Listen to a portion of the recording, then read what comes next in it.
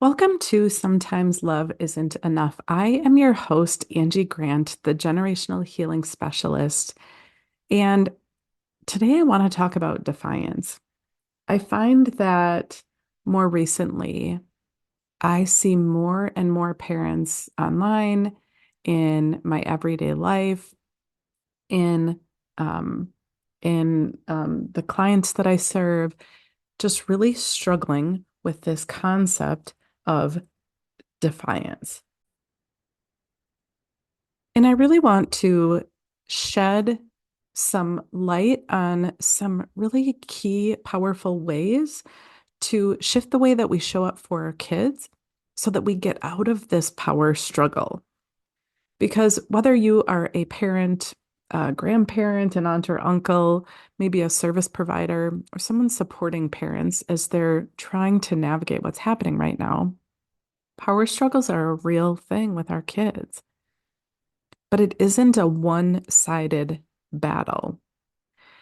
In fact, oftentimes when our kids are displaying what we might call defiance or what we might call a power struggle, oftentimes they're picking up on what you yourself, as the caregiver, are going through, what you yourself are feeling. And not only that, I believe so firmly through, just the way that humans are made and kids included in that.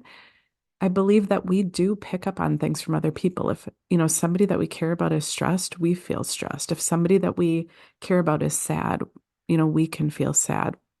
If somebody we care about is feeling like they've lost control, we can feel the same as well. But it isn't just a feeling that we can use mindset tools to overcome. This feeling of loss of control isn't just a thought. It's a nervous system response. Our nervous system and our kids' nervous system is designed to keep us safe. And so any time that our nervous system perceives a threat or a danger, it goes into action. It does what it is designed to do, which is to protect us and keep us safe. And for many of us, that loss of control can feel vulnerable. It can feel unsafe. It can feel like we don't know what to expect or what's coming next. And the same is true for our kids. At the core of all humans, our kids and ourselves alike need to feel safe and secure. We need to feel loved and like we're valuable. And we need to feel like we belong. And when any of those core human needs are unsettled or are challenged, what happens is what looks like behavioral defiance. But again, it isn't a choice. Your kids aren't choosing to be defiant. Yet that's how we tend to respond to our kids. That why won't you just listen to me? Or why are you acting that way? Or I've told you 100 times to, do whatever the thing is. Yet when we're using these words to try to gain back control, because we as the adults feel like we've lost control, we are also acting from a stress response, a nervous system response. And we're expecting our kids, who are also responding from a nervous system stress response, we're expecting our kids to change their behavior, but we ourselves are reacting from our nervous system, not from our mind. Of course, there's part of that, right? That we may be conditioned to think that kids are supposed to behave in a certain way, or kids are supposed to respect us in a certain way, or kids are supposed to mind us or listen in a certain way. For sure, that's part of it. But when I think about what has happened over the past many generations with parenting, it was necessary, right? You think back 100 years ago, parents and the way that parents parented, there were many parts of it that were necessary. I think all along the way, even today, there are parts of the way that we parent that are necessary for survival and for thriving. But if we can't take a look at the conditioning that we're holding on to and how our nervous system is responding, then we'll continue to repeat patterns that past generations have used in their parenting that are no longer appropriate. They're no longer serving us, our family, our connection, our kids. So that idea of when our nervous system has been activated, maybe our kids challenging us has caused us to jump in and feel this need to take back control because our nervous system feels unsafe when we don't have control for many of us. When we react from our nervous system instead of from a place of presence and calm and connection and groundedness, when we are not reacting from a place that is true to us, but instead, when we're not responding from a place that's true to us, but instead are reacting out of our nervous system trying to keep us safe, we're not connecting with our kids in a way that helps them thrive. Instead, when we react to our kids' behaviors, when our kids are being defiant and we react to them, we're continuing the cycle. We're adding pieces of fear to their nervous system because they were acting the way that they were acting for whatever reason, right? Whether they were acting out of fear or acting out of just being exploring little kids. But when we react to them, when we yell at them or use fear-based parenting to regain control because we feel unsafe, that's us essentially continuing this cycle, which doesn't allow our kids to thrive. And I'm not saying any of this to make you feel bad, right? You are a good parent doing good things in a really hard time right now. There's so much happening energetically in society that is influencing our nervous system, that's influencing what we see happening out in the world around us. And some of it is ridiculously scary. I get it. I get why your nervous system is on high alert. Many of us feel like we have lost control over so many things in society around us, which is putting our nervous system on high alert. And it is all that much more reason why we must, as parents, as caregivers, we must employ tools and use them daily to regulate our nervous system. Not because it's nice or it feels good or because, not because, um, you know, how do I want to say that? Not because we want to embrace what's happening out in social media about more self-care, right? We must do things to regulate our nervous system on a daily basis because of what's happening around us and because it is key to supporting the next generation. If we are deciding that we'll take care of ourselves later, we're deciding that we're going to, regulate our own nervous systems later when we have time or when we see that we're valuable enough for that, then what's happening right now? Right now, our nervous systems are becoming more and more reactive, and we as humans are becoming more and more reactive with our kids. And we're creating this space where their nervous system feels less safe with us. So when our kids are in this place where they're trying to figure out, what this whole life thing is all about, they're trying to figure out how to navigate through, you know, whatever schooling they're going through, trying to navigate through relationships, trying to learn and grow, and their brain is growing at this exponential rate, right? We often perceive that our kids are making a conscious choice to be defiant. And I know that to be true because I hear it in our words. And I hear it in my own words when my kids were younger. And I I mean, I now just it like turns my stomach when I think about it or when I say it. But I used to say like, oh, I've told you this 100 times, which one, that is an exaggeration. I probably hadn't said it 100 times. And two, if that is what my nervous system is saying, is that I've told you this 100 times, that should be a key indicator to me that it's not that you won't, it's that you can't right now.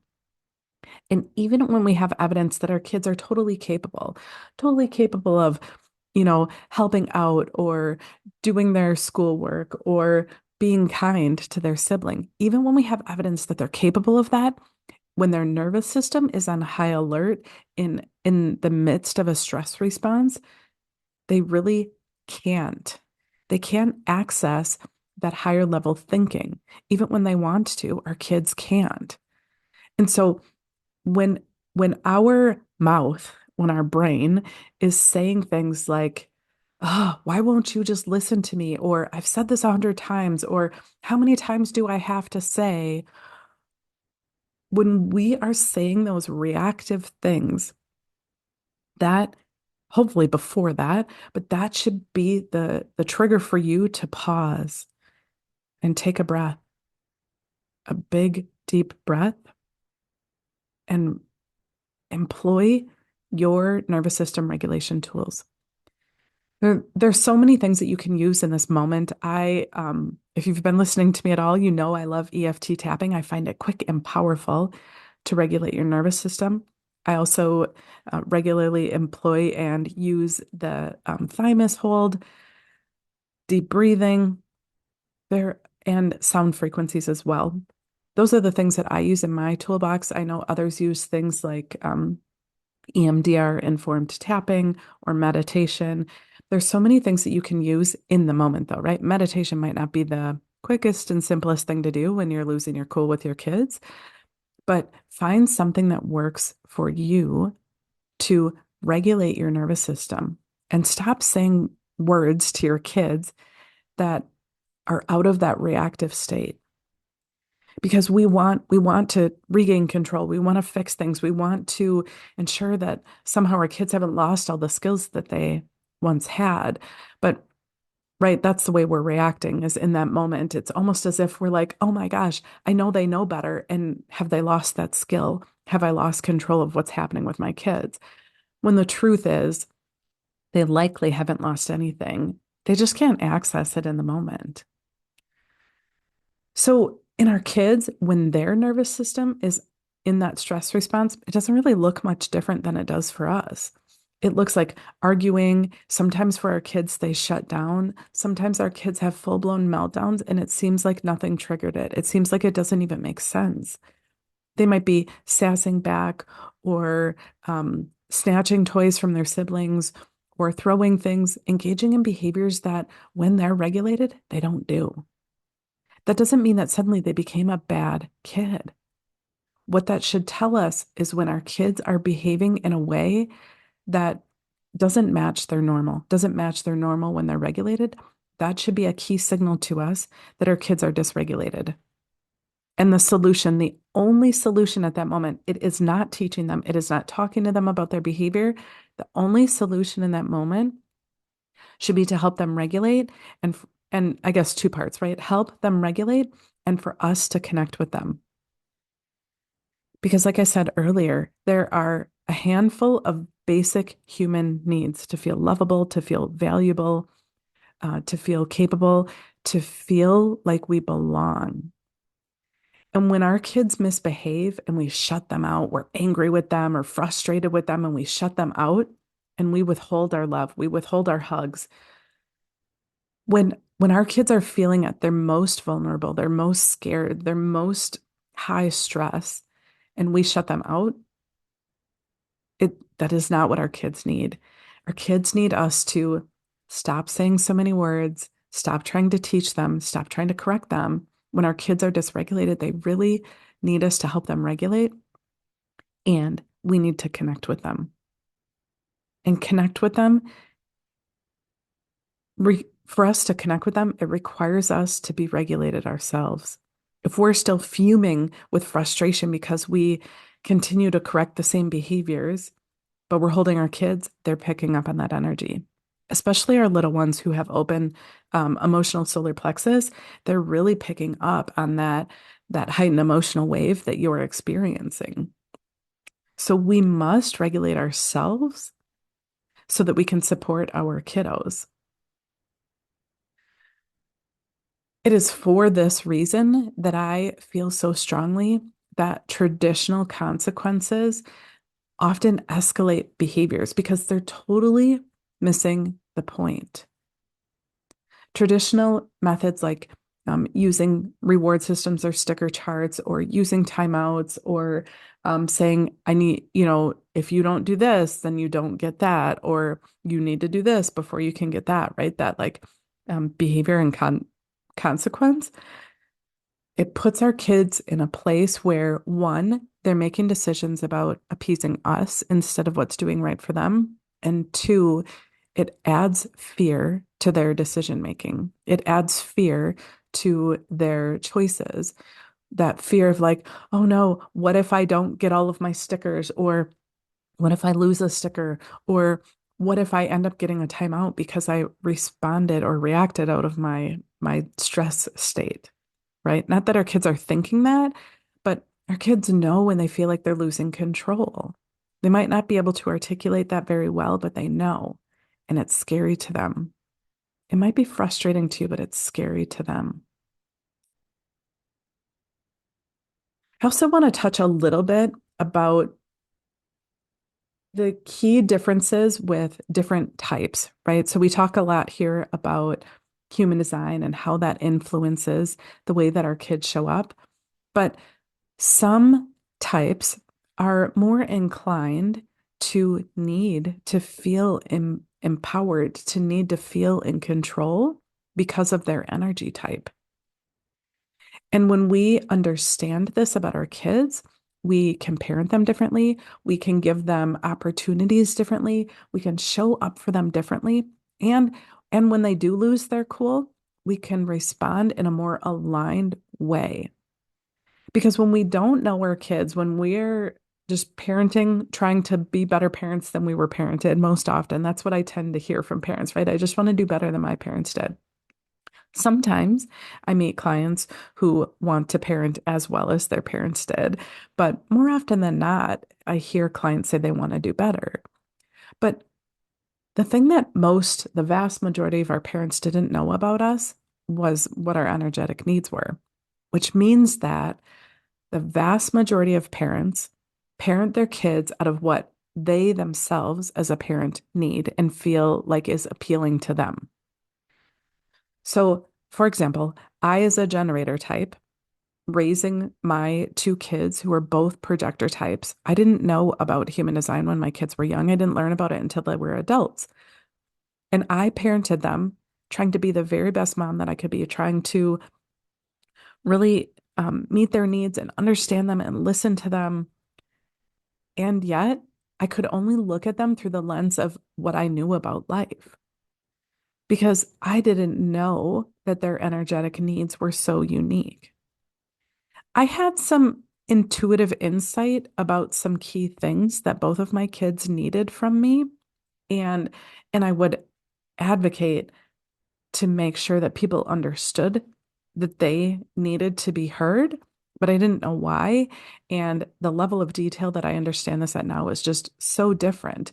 But but as a generator parent, I looked at them through the lens of this, I have a ton of energy to do a ton of things, to complete a lot of projects, and to have two projector kids where their energy type is different. They don't have consistent energy in the way that I do.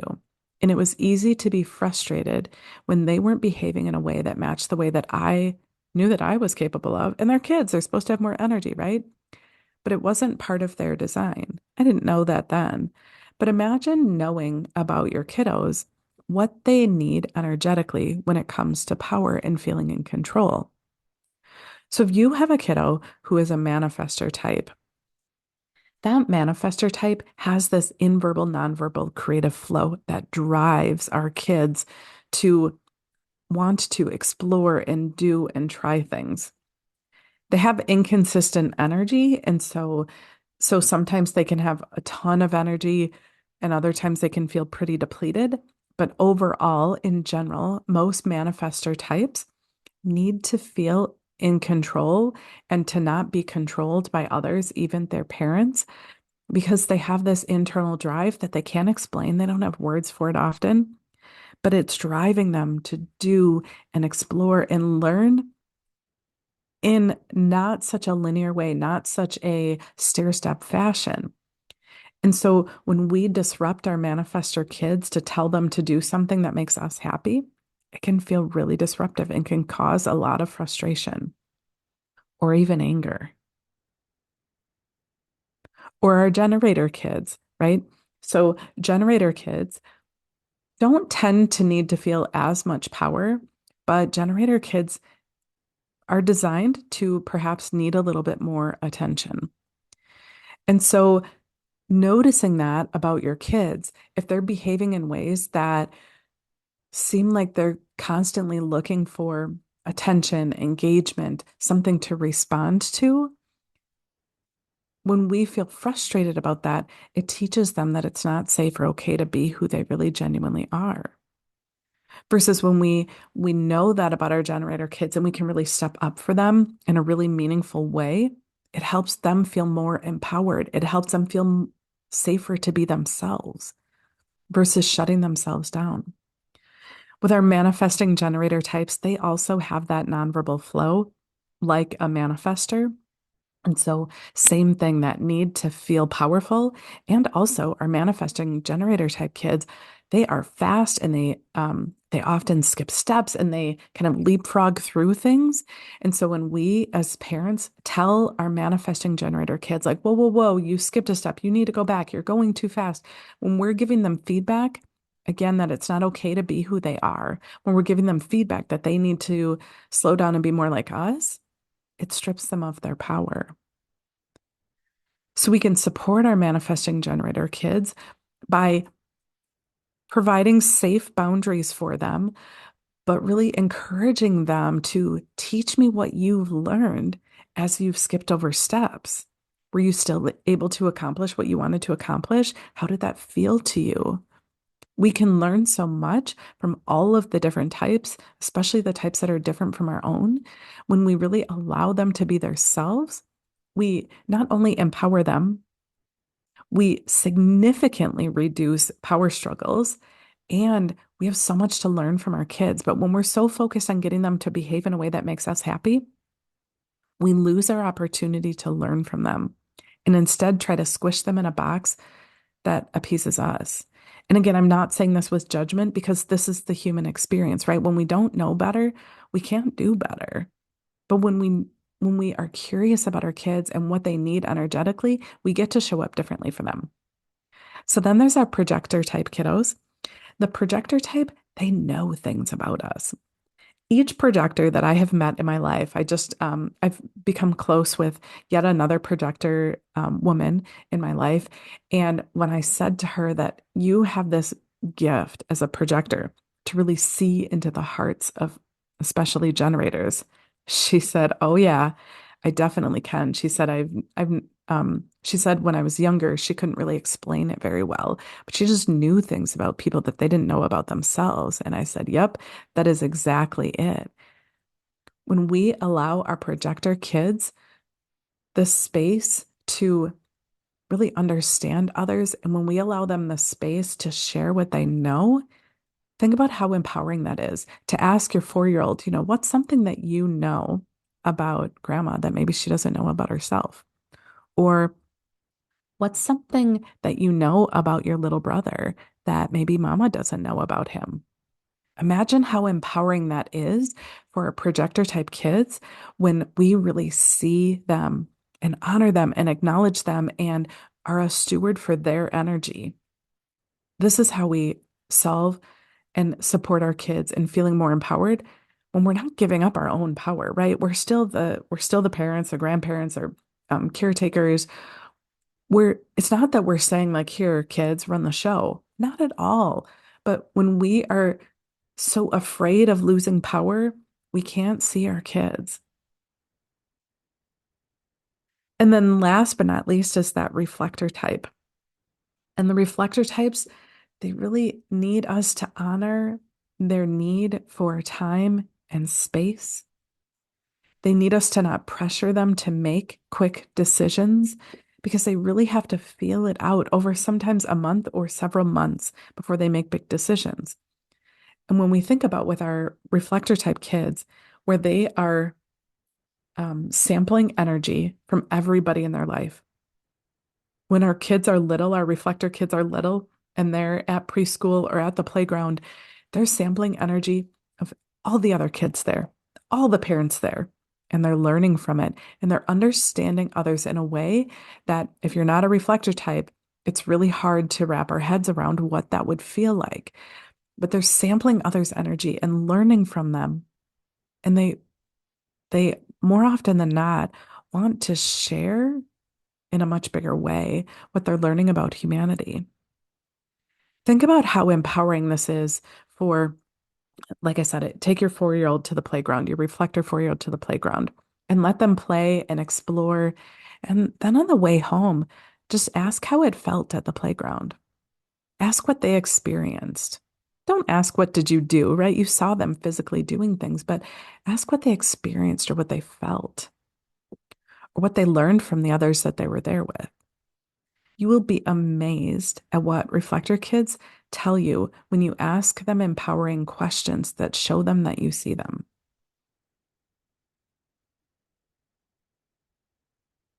So, when I think about this idea of empowering our kids and to really take a step back from looking at those defiant, disrespectful, no, disruptive behaviors that our kids engage in, and really the key takeaways I want here is we must regulate ourselves.